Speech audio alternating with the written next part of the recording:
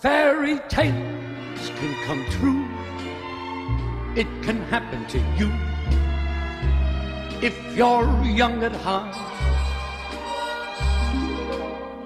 For it's hard you will find to be narrow of mind if you're young at heart. You can go to extremes with impossible schemes. You can laugh when your dreams fall apart at the seams. Welcome, this is Dr. Ed Park from Recharge Biomedical, and today we're going to discuss bone health. And we're lucky to be joined by Anita Gross, who will be speaking to us about her experience after a wrist fracture. The reason I want to talk about food pyramids is simply to make the point by analogy that government recommendations are not necessarily the best idea. Because, of course, when we talk about bone health, everyone says, well, the government, the NIH, CDC. You have to understand that people want an opinion from an authority, and so the authority is obliged to give one. And we realize that that diet with a lot of carbs is highly glycemic, and when your blood sugar goes up, your insulin kicks in to store food because you never know when you're going to get the next leopard or dried up root. So what happens when you have high sugar and high insulin is this young guy on the right. But the point is that not until about 5,000 BCE did we invent large-scale farming. So the carbs weren't there. So the point is that received wisdom often isn't that wise. And so just to keep that in mind, that just because the government says the food pyramid used to be that way, that was not necessarily the optimal way for us to live. With regard to vitamin D and bone health, most people believe, I think unequivocally, that vitamin D prevents bone fractures.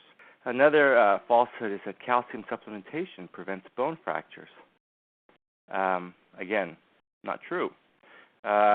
Another commonly held conception is that exercise is dangerous for older people because it will increase their risk of fractures. Well, this is half true. If it's already gotten to the point where their bones are brittle and the joints and muscles don't support, then yes, of course. But the pathway to getting there is much safer if you have been exercising all throughout old age, and we'll see why later.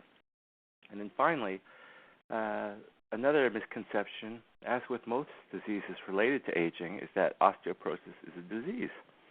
It's just a symptom. It's weakening of the bones. You wouldn't say that wrinkles is a disease. Wrinkles could happen with many conditions, sun exposure, any of the premature aging syndromes. So we really have to adjust our paradigms for all these age-related disorders. So turning to vitamin D, all right, so we'll back up to first principles.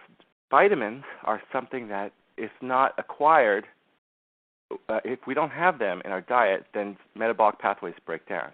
And of course, the specific disease related to vitamin D deficiency is rickets, which does cause fragile bones. But the leap of logic does not hold true. An excess of vitamins is not better, even though an absence of vitamins is bad. So I liken it to having 2 or 3 or 4 steering wheels. In fact, one of our web attendees shared an experience with me. In her 20s, she was taking a lot of vitamin D. And indeed, if you overdose on vitamin D, and this is true of A, D, E, and K, ADEC, A, D, E, and K are all fat soluble. So instead of the B vitamins, they don't get excreted in urine or the liver. They are accumulated in fat stores. So you can actually cause osteoporosis from excess vitamin D. And it causes headaches, arrhythmias, largely due to the aberrations in calcium, weakness, nausea, vomiting, constipation. And over the long haul, the hypercalcemia can cause deposits in your heart, your vessels, your kidneys, and of course, lovely kidney stones. So the government recommends anywhere from 500 international units to 1,500, 2,000. Vitamin D is made by the skin. It's the reason we have white and black people, we think. As you go farther up in the latitudes, there's less sun, because of the angle at which it enters the atmosphere. So people have to be paler in order to get vitamin D. Don't get me wrong, vitamin D is essential, not only for bone health, but also for, we're learning, immune health. It's also in a ton of foods. So if you're eating a regular diet, then you really don't need vitamin D. The one caveat to this is people who are institutionalized, people who are in bedridden and not active at all. Of course, they're not getting sun. Their diet may not be as good. So they need to be on vitamin D and calcium, and that would be the caveat. This quote is from the Cochrane Reviews. Cochrane Reviews, for those that don't know, now you have a great resource. It's basically about 20 years ago, these folks got together and said, well, we practice a lot of so-called, evidence-based medicine, but let's try and standardize it. So over the last 2 decades, they've developed a approach to looking at the medical literature. And so what it basically involves is a technique called meta-analysis. A meta-analysis will take like 10 of the existing randomized controlled trials and pool them all together. And it's kind of a statistical sleight of hand, but it has some adherence. I think now that we've seen 2 decades of this so-called meta-analysis, maybe some people have fallen out of love with it, but certainly it is true of all of us as researchers, scientists, epidemiologists that we bias the data. And so it's a matter of garbage in, garbage out. If you're going to do a study on vitamin D and get a couple $100,000 ponied up and spend 2 years of your life doing that, yeah, you're going to have some bias, and you're probably going to find what you want to find. Their conclusion was that frail older people confined to institutions may sustain fewer hip fractures if given vitamin D and calcium. But vitamin D alone is unlikely to prevent fracture. Overall, there is an increase in gastrointestinal symptoms and renal disease associated with vitamin D. So anytime you want, just go to Cochrane Reviews and type in any disease you want, and you can find what so-called experts say about that condition and what the studies are. And sometimes you just don't have studies. Like for the case of people taking people taking TA65, there isn't a randomized controlled trial yet, although last week Noel Patton, the owner of TA Sciences, said he is planning one. Turning now to calcium, again, this is from the Cochrane database. They pooled 15 of these trials in this meta-analysis technique, and that represented 1,806 people. And the relative risk of fractures of the vertebrae or the spine was 0.79. Now, what that means is that 79% of what was expected. But you have to look at the 95% confidence interval. If you look at the bell curve where the so-called true number is, it's between 0.54 to 1.09. And, it's not absolutely necessary, but anytime the confidence interval includes 1, you got a problem because 1 is no effect at all, up or down. The relative risk for non-vertebral fractures, and we would typically talking about hip in this case, 0.86, again, the confidence interval well straddling, no effect at 1. So their quote was, calcium supplementation alone has a small positive effect on bone density. The data show a trend towards reduction in vertebral fractures, but it is unclear if calcium reduces the incidence of non-vertebral fractures. And whenever you read literature, whenever one says a trend towards, that means they didn't reach the p-value that they were looking for, the statistical significance. And unclear means we wanted it to be true, but it just didn't turn out to be that way, despite our best efforts. So everyone has a bias. Everyone has an axe to grind. We're talking about real money, real people's careers on the stake. But since we're not that invested, we can just go to the database, look it up, and say, I didn't know that. And, of course, if you take too much calcium, you get cramps, constipation, and, again, kidney stones.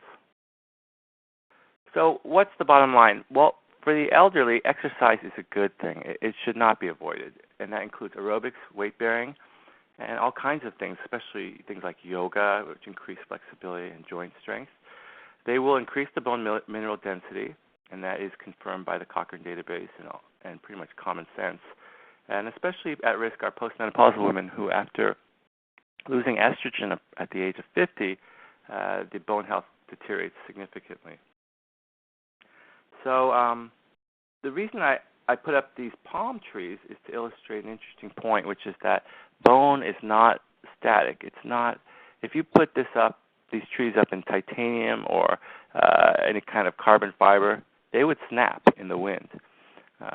But bone is like palm, and palm is actively being laid down according to how much resistance it needs. So the more you stress a palm, the stronger the fibers get. And of course, they're very resilient. They don't break. So that's how we want our bones to be. Children have very soft bones. Elderly have very brittle bones. So when you are able to stress your bones, then the osteoblasts, or we'll get into that, are making it stronger. So that's why exercise is good. Interestingly, the Russians, with their cosmonauts, knew that a zero-gravity environment would cause weakening of the bones because there was no resistance. So they came up with a machine that would vibrate the body at high frequency. I mean, it's kind of like those old, Three Stooges or Abbott and Costello, that big belt that goes and wobbles around your jiggly tummy. Well, that's what they have, but it's a very high-tech thing, and it's manufactured all over the world, and they can actually, you can actually dial it to whatever muscle groups you want. And the point is, it will shake your body fast and hard, and as a result, the bones are being stressed in many different directions, along with the muscles, and that will keep them healthier. And this is something that's being studied by people in the elderly to prevent osteoporosis. The next slide is on bone structure, and on the left, you see it could be a tree. It's not a tree. It comes from bone. In the middle, there's a canal, which is kind of like a mini marrow canal. And then the cells that are indicated by these little beads going around in concentric circles, these are called osteoclasts. An osteoclast is a terminally differentiated cell that sits there. It communicates with its brethren through these little hair-like channels. And so the bone is actually almost like a giant, functioning brain almost. But it's interesting that the structure is very active and it's very alive, just like a tree. The upshot of this on the right is osteoporosis of the spine leads to kyphosis, which is this forward curvature we see. And that, of course, is because of the square vertebrae are being crushed like beer cans. They crush forward, so the upper back arches forward, loss of stature. In the hip, which is a common area of fracture, interestingly, it's a chicken and egg thing. People say we'll never know whether the person fell because their hip broke or whether the hip broke after the fall. And it's kind of moot at that point, but I had always assumed that a person falls and then breaks their hip, but apparently not so. It all comes down to this slide. This is all you need to know about calcium and metabolism. So I think it's worth a look. On the right, of course, we have the yin-yang Taoist symbol, which is meant to illustrate that calcium is a constant adjustment up and down. And the yin, if you want, the active principle, would be the osteoblasts. That's shown lining this kind of scalloped edge. All these tiny little osteoblasts are differentiated from what we call mesenchymal stem cell, which we'll get into. So osteoblasts respond to an increase in blood. There's a huge storage of calcium that is dynamically being adjusted by osteoblasts for growing and osteoclasts. And as calcitonin goes up in response to increased calcium, it also inhibits the yang, which is the osteoclast. And that's indicated by this red inhibitory arrow, calcitonin, osteoclast. So the yang is in Oriental medicine, and if Dr. Shima was here, he could maybe elaborate, but it's just the passive principle. So that would be when you have a decrease in blood calcium, you need to cash in from the calcium bank, and so parathyroid hormone activates these osteoclasts, which go in and dissolve bone.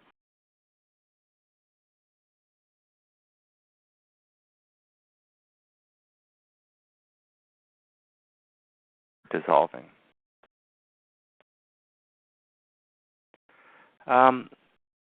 A popular drug, I think maybe 15 years ago they invented, were the bisphosphonates. these are the drugs that build bone that they often give to elderly people. But in actuality, these are kind of these are kind of not what I thought they would be. And in doing these research, it's very enjoyable because I learn a lot of basic science. And here's a bisphosphonate, and here's a pyrophosphate molecule, which is essential in all kinds of things, very essential in all your biochemical reactions. But it looks the same, it mimics the same, so it gets actively incorporated into bone. And the osteoclast is like this little multinucleated Roto-Rooter guy. It's going around sucking up and cleaning up and dissolving bone into calcium. When it eats one of these bisphosphonates, it gets poisoned, much like rat poison. And so as it incorporates this into its energy molecules and its DNA, it dies. So that was surprising to me. So it's not really that it builds bone, it slows down the rate of bone destruction or dissolving. So if you think of it in terms of hot water and cold water, hot water would be actively growing, the Yang principle. This is osteoblasts. Here's osteoclasts, which is the dissolving.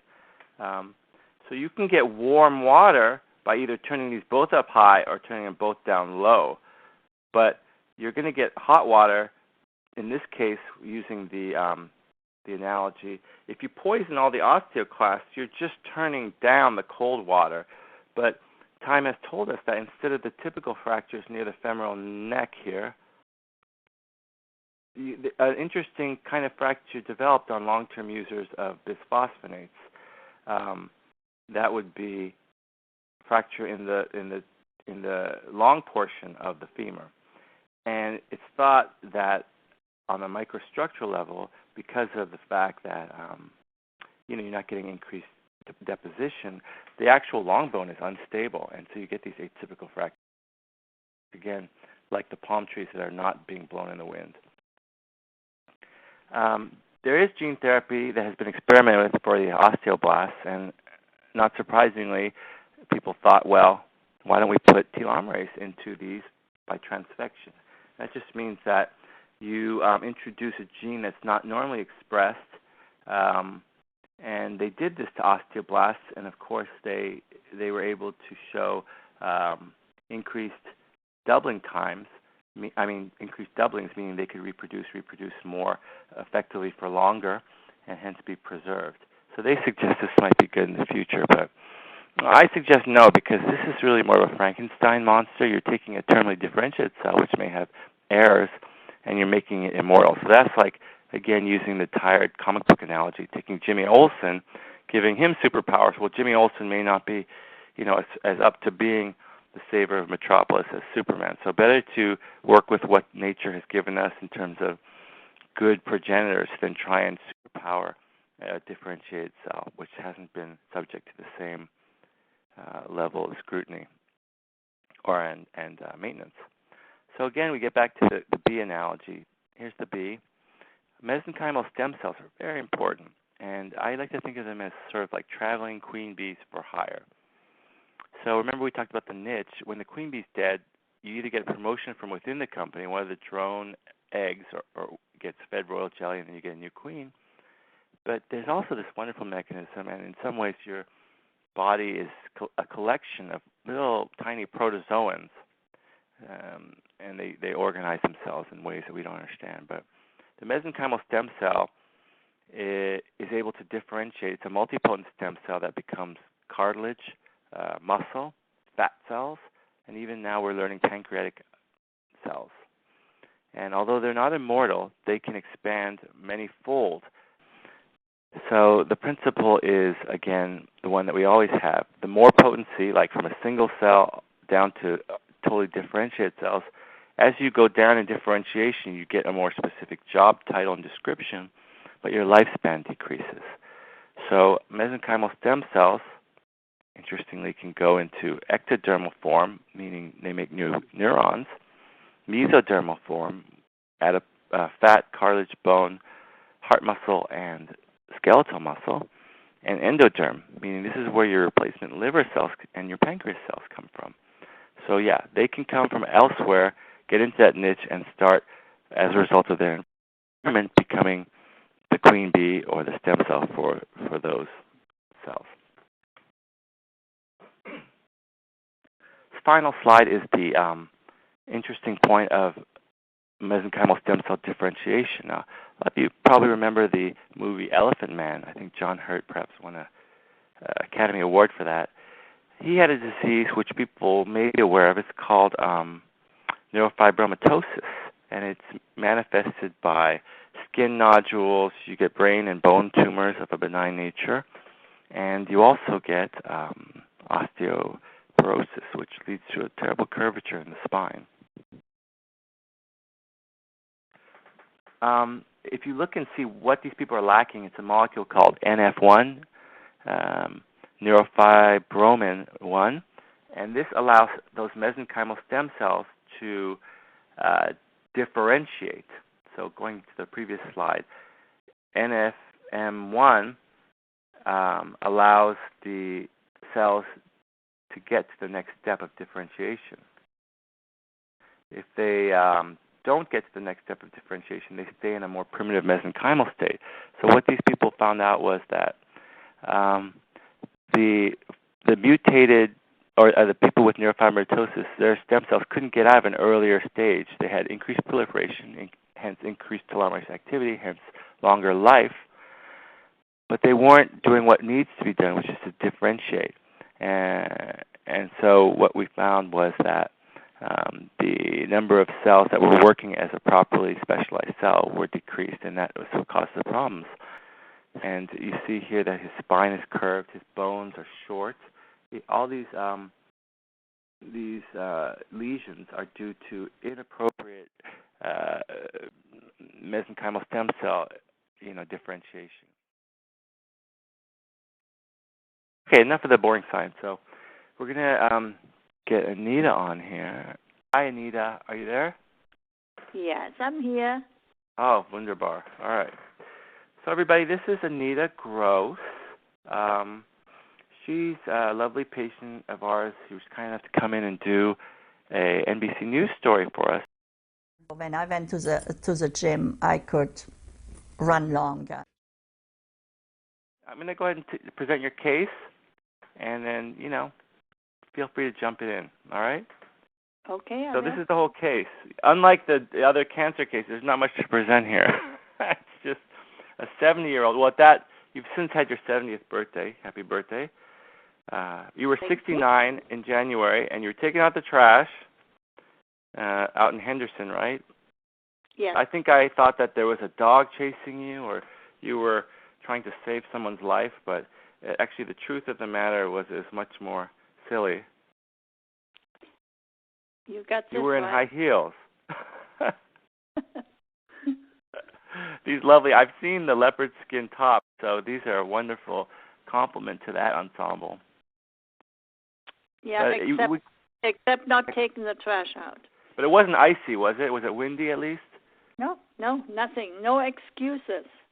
Oh. Well, it's interesting that as I was researching this, I learned that risk factors happen in very active and healthy people because they can quickly react and put their arm down. So it's an indication of how much you're in good shape, actually. So you were lovely enough to put this up against your own window and email it to me. And here is the fork. It looks like a dinner fork here, which has a little angulation, and that is keeping your bone in place so that it can heal. The wrist is actually technically the carpus, these bones. I think it's like 11 bones with these crazy names. Aren't wrist fractures. Here on the right you can see, I believe what you had from the doctor's notes was the distal radius, which is the bigger of the lower arm bones, fractured here. So this is kind of what it looks like on the side. The radius usually breaks. So it's not technically the wrist bones or the wrist joint, although it can involve the joint as seen here. It's a fracture of the distal arm, but everyone still calls it a wrist fracture. So tell us how you feel. Tell us about your medical course since you broke the bone. Actually, I personally think, the progress is really extremely fast. I had surgery on the 25th of January. A couple of weeks later, they took out the stitches. They gave me a splint. I wore the splint for about 14 days.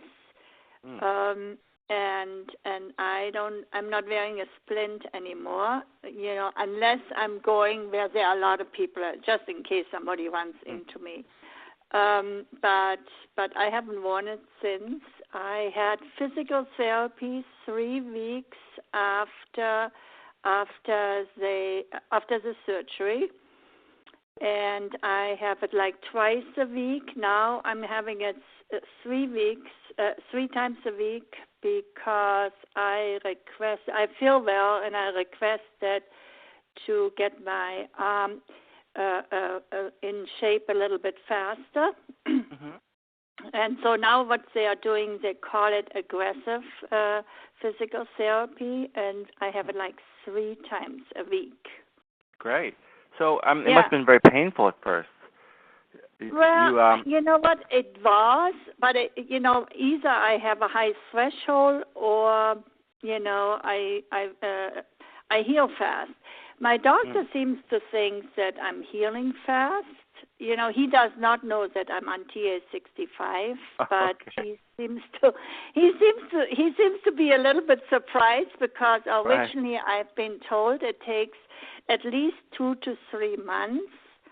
And he said, "Whoa," when he did the X-rays the last time, he said, "Whoa, your bone is really growing back." So yeah, that's fabulous. Well, yeah, I mean, I think it does help, because the telomerase is very active in these mesenchymal stem cells, and so it's maybe giving you better versions of stem cells, because the osteoblasts are always being replenished by these mesenchymal stem cells. So maybe the quality of the bone is better from that. I know that when my wife tore her ligament skiing, she had like a 90% tear of her medial ligament, and she took TA65 for a month, and 8 months later she was skiing again, never had surgery, and, she was asymptomatic after 3 months, but 8 months later she was skiing and couldn't remember what leg it was. So I think it does help with these cartilage, with the bone, and so it makes sense to me, but it's funny. Why did you feel you wouldn't tell your doctor that you were on TA65? Oh, the subject never came up. The subject actually never came up. He's an orthopedic, and most orthopedics, they're just kind of, they're setting bones. They're not into nutrition. So we never had the subject into nutrition or anything. Right. Never talked to me of taking any supplements or anything. So, so it just never came up. He just was. He said, "Well, I'm surprised you're healing really fast." It's most likely has something to do with the age too. That he thinks I need to have it 3 months instead of 2 months, and but I'm not patient enough to do nothing and have this stupid cast on for longer than I absolutely have to. So do you still have the heels though, the shoes? Yeah, I still have the shoes. The shoes. I'm walking, but I'm using flat shoes when I take my trash out. Good for you. Good. Yeah. I did. I learned my lesson there. Yeah. So it's funny. It's not the typical thing you would think, but actually, in preparing this, some people emailed me and said, "Well, I've broken my wrist too." So apparently, it's a pretty common thing to happen. And of course, if you're older, then your bones are more brittle. But that's not to say that I've bumped into a lot of people, literally and figuratively, who've fallen snowboarding or rollerblading, and they break their wrists too. So it's not an uncommon thing. I think what happened, I have this little hill going down from my garage, and so I held on with one hand to this trash can, and it was a little bit heavier because I just moved. So I had it full with, stuff, and instead of letting go of the trash can, I held on to it and then fell and slipped and braced myself with my right hand, and naturally I broke it just a little. Did you know right ahead? Yeah. Pardon? Did you recognize right away that you had broken it, or? Oh yeah, it was shifted. But I was at this point. I was really nauseous. So I said, well, since I was by myself, I couldn't go anywhere. So I just laid down very quiet until I was less nauseous, and then I took my car. I drove myself into the emergency room. So yeah. So let's shift gears a little bit. Thanks for sharing your story. We're going to talk about how you came to TA65 because it's kind of an interesting story. You've been on it for a while, right? 2007 or 2008? Oh, I don't know. Bob Voscom maybe would know. Actually, Bob Voscom introduced me to TX65, and I went with him. We went to New York. This line is now unmuted. Okay. Bob, when did I start? It was kind of was it 2008 or something like that? Well, or 2009? I started the first month it was available commercially. Bill Andrews was the number one paying customer for TA65. No. And he started, I think, on April 2nd or 3rd, and I was like on the 22nd. Wow. And I don't remember the year, but so. That was 2007 because they launched in 7/7/07. Yeah. Okay, that's when we started, and. Okay, then I had to start the end of the year then. And, no, you started 3 months after I did, Anita, because we went back to New York. Right. Yeah, it was the summertime when we went to New York. Yeah. And they actually did not want to start me because they found out I had bladder cancer. So at this point, they just kind of have been a little reluctant, and I had to sign my life away. And but you know, see, now we find out that it actually helps with any type of cancer. You know. Well, we need to be careful saying that because we don't really know that that's the case. But we do know there's been a lot of people who've gone on who've improved, perhaps maybe because of the immune system, but we certainly can't say it cures cancer. But, you know, bladder cancer is a very aggressive tumor, so you were diagnosed with that. And what was your treatment for that, Anita? Well, they had the BCG treatment. It's where they put the tuberculosis bacteria inside the bladder. And you know what it does, it irritates the bladder enough that the tumor doesn't grow back. It creates a T-cell reaction. So again, illustrating the point that the main way to kill cancer is your own healthy immune system. So your immune system builds up cellular immunity and clears the cancer that way. Well, let me interject here. Anita is a very aggressive lady. She went and found who the best cancer specialist in the United States was, and he was in Arizona. She flew to Arizona, bought 2 hours of his time, and netted out that she needed to get her immune system boosted as high as possible. Right. She read the information from me about how the immune system was boosted, and I could see my results of how it was boosted. And the immune system, as I understand it, and we're just laymen here, we all have cancer in our bodies, and our immune system is continually finding those cells and disassembling them. It's when you get too many of them that there's a problem. So by having your immune system tuned up to the best possible level, your chances of a cancer population forming is less. Now, I know we're not doctors, and I'm just distilling what I have read over all these many years from Geron Corporation, and you know, more reading is possible. So that's my take. And Anita, obviously, she hasn't had any relapse in her bladder. And, no, I mean, she made the point in the LA interview, in the NBC interview, she felt she couldn't afford not to take it because it was helping her keep the bladder cancer away. But exactly. Anyway, I don't think it heals bladder cancer, but I think when you increase your immune system, your body has a much better chance to fight anything off. I have not had any colds either since, I don't know, you know. Yeah. Absolutely. So you know, I knew that it strengthens my immune system, and this was good enough for me. Absolutely. Yeah. So, Bob, tell us how old you are now. I'm 72. 72. Okay. Yeah. So you're active and. Well, the only reason I'm here right now is because it's raining and we can't play. I play outdoors all year long in the state of Washington, except if there's ice or heavy wind and rain, which we had here hour and a half ago. And now the sun's out, Anita, so it's it's actually looking beautiful. But I miss my tennis. So one interesting thing is the voice. You know, your voice sounds a bit younger than 72, and I think we're seeing that a lot. In the subtle things, I mean, the immediate things are sleep, exercise, skin, but the long-term things, I think the voice and obviously the appearance change too. Have you noticed a change in your appearance or your hair or anything? Well, I was kind of responsible for suggesting that when somebody starts TA65, that they save, if they're using an electric razor, save their hair clippings for a little while, and then after using TA65, compare the two hair samples. Yeah. And I can tell you that, well, I didn't do it originally, but a fellow in Washington, D.C. did, and he was able to report using his computer how much darker his hair was.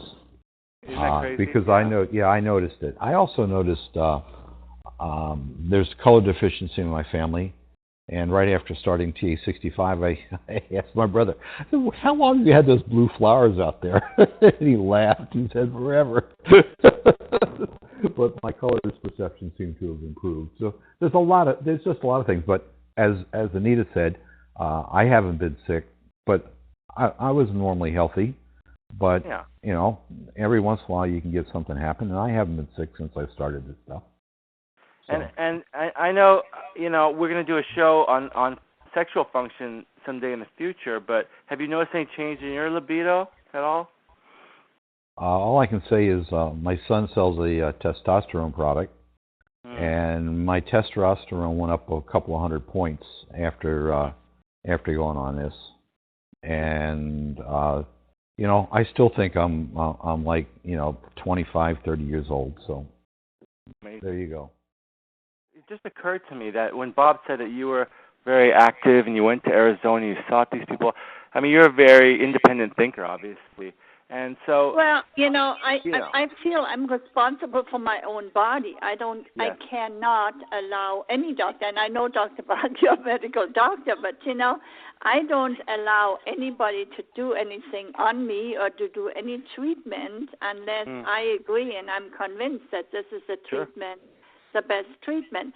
So when I did some research and the BCG treatment came up, I decided I go to the person that pioneered this type of system in the United States, and it was Dr. Lamb and he worked for the Mayo Clinic, but later on went into private practice. So you know, he's like a gentleman in his 70s. So I thought, well, I'm going to go and talk to him and have him explain exactly what it does and what my options are.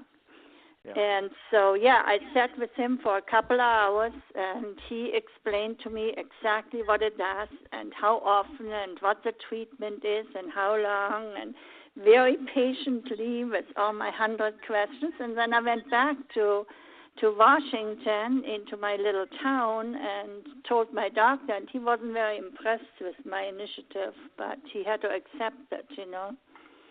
Well, they taught us that in medical school, but then always the bias is towards the newer technology. But I guess if you can use your own body's mechanisms. Right. You know, part of the problem with aging. I did have surgery. I mean, they took the tumor out. Sure, I did have surgery, but you know, instead of chemotherapy, you know, I did the BCG treatment, you know, because everything was contained inside the bladder. It doesn't always work when it goes outside the bladder, but it was contained inside the bladder, and this was the best system to use at this point. Yeah, I'm getting a little echo feedback, maybe from Bob. Bob, did you have anything else you want to add? Because I'm gonna. Nope, mute me. Nope. All right, thanks, sir. And good luck, everybody. Bye now. Thanks. Bye. So I went ahead and muted that. So Anita, one last thing. I know that during the LA interview you mentioned you went off TA65 for a year. You were traveling and there were different things, and so can you please contrast, you know, what it was like to be off for a year with, you know, getting back on, and how you noticed any difference, if at all? Well, at the beginning, I didn't. Like the first 3 months, I don't think there was any difference. Towards the end of I felt my energy going a little bit down. Now I'm not sure if it's just because I moved and I did a lot of other stuff, but I moved now and my energy is up. I feel when I take the TA65, my energy is up. I feel better. I feel stronger. I feel my body feels stronger. And I had a slight cold in between, not very serious, but a slight cold in between in the wintertime, which I never had with TA65. And I felt, well, it's time to get back on. You know, you want to keep your system up. It's interesting. We had Jackie, who had the small cell cancer, is fighting, and I just spoke with her after the webinar. She's still doing very well. She lives with her daughter and their small children, and all the daughter and the small children had influenza, had flu, but she made it through this year not with anything. I mean, with no flu. And I've noticed that too. My wife has noticed that. We'll get these scratchy throat and expect the other shoe to drop, with the runny nose and the cough and the aches and maybe fever. It doesn't come. It just stays a very mild form. So, again, I think that's just because of the revitalization of our immune systems. Mm-hmm. Well, I had, like I said, even when I was off TA65, I didn't have a very serious cold. I never had a flu shot. I never had, because, I just don't believe in putting chemicals into my system unless it's absolutely necessary. But this is my crazy theory, So I rather put vitamins in my system than chemicals. So I never had a flu shot, and I never had a flu. Since this time, but I have to admit I was pretty healthy before until I had the cancer bout, Yeah, Bob just typed in no flu shot and no flu for him too. Yeah. I mean, I know we both have been pretty healthy because we talked. We lived in the same area and we talked to each other, and we never had any colds, and. Washington is, it's pretty cold and yucky and rainy and, all this stuff where most people get colds, So Bob, you play tennis, right? Yes, I do. Now, tennis is one of those sports that you can play like golf into your old age, but you lose your lateral mobility and the elbow can give away. How's your swing? Well, I play with a bunch of old guys. And in my opinion, I'm the most mobile and the best player. So, and they've gotten older, and I noticed that, which really is a shame. And we haven't had too many new guys join us. But I am really pleased with the level that I've stayed at compared to them. So, despite the fact that you have a forehand winner down the line, they don't want to start taking TA65? Actually, there's one other fella has done that, and he's 83 now. But and it has, I think it has helped him. But because of the expense, they just can't afford it, and that is really kind of heartbreaking, because I see guys that I really like and care about, but because of the expense, they just can't do it. And one guy's a doctor, and I'm watching him go downhill fast, and he's 75, and he just can't bring himself to spend that kind of money. So that's a shame. Yeah, I mean, well, I think part of the problem is that there's the disbelief. I mean, if you knew unequivocally that it was going to work, I think people could find $6.60 a day somewhere in their budget. But, not everybody has the same kind of perspective and personal initiative that you and Anita do. Well, what's that get you, 25 milligrams? Yep. Yeah, okay. I hadn't broken it down to that, because when you got to write a $4,000 check twice a year, and that doesn't get you anything but the TA65, and because I had to go to New York 5 times in my first year. Oh yeah, no, me too. Not only was it $25,000, but 5 round trip, had to stay overnight, I hear all that you. kind I of did stuff. that too. Yeah. I did it too. But yours was a business expense. Well, at that time it wasn't, because I had no idea I was going to be selling this stuff. You know. Well, I you just got to thought, go back. wow. You got to go back and take it then, Ed. Yeah. It was a business expense. So yeah, but it was, you know, and obviously the prices come down significantly. Yeah. But you don't get the same feedback that we got with all of the testing at Dr. Raphael's office. Yeah. So yeah, but Yeah. Well, now we're doing the testing testing is good. complimentary for people that come out, so that helps. And Oh, okay. it's nice to have objective numbers to follow. I'm surprised at how many people have not signed off with our bantering here. You know, I really am. I've got to go have coffee with the guys because we didn't get to play tennis, but we can go have coffee. So anyway. Bob, quit rattling. That shows your age now. Okay, Anita. You know, Bob right. told me I'm really gutsy to have everybody know how old I am. Oh, So I had come to get back at him a little bit. No. All All right, you kids. We Good should luck. end this call. right. Okay, Take care. thank you, All right. everybody. Thank you. Nice Good talking luck. to you both. Thank you. Bye now. All right, so everybody, thanks. This is Dr. Ed Park, and we've just finished kind of more of a coffee klatch, but we just finished talking about bone health and interviewing the lovely Anita Gross and Bob Wascom, and hope everyone has a great day. Okay, thanks for joining in. Bye-bye. And life becomes exciting with each passing day. And love is either in your heart or on its way. Don't you know that it's worth every treasure on earth to be young at heart? For as rich as you are, it's much better by far to be young at heart. And if you should survive to 105, look at all you'll derive just by being alive. Now here is the best part, you have a head start if you are amongst the very young at heart.